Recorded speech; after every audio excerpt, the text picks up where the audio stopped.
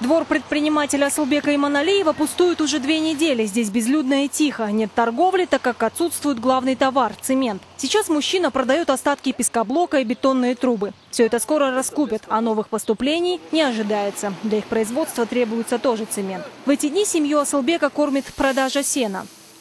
Не знаем, что делать. Вот смотрите, везде пусто. Работники без дела слоняются. Я вот тоже целыми днями просто сижу. А мне 2 детишек кормить надо. Даже импортного цемента нет.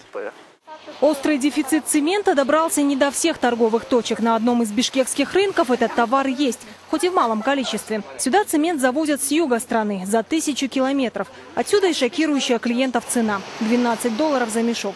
Всего несколько недель назад он стоил наполовину дешевле.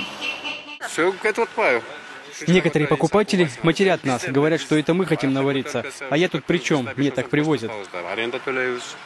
Агентство по антимонопольной политике объясняет ситуацию простыми спекуляциями со стороны торговцев. По данным этого ведомства, цемент в самом деле подорожал, но всего на 20%. С начала строительного сезона уменьшились объемы предложения на рынок. В настоящее время Ханский цементный завод работает только 1 печь. По объективным причинам они 2-ю печь еще не запустили.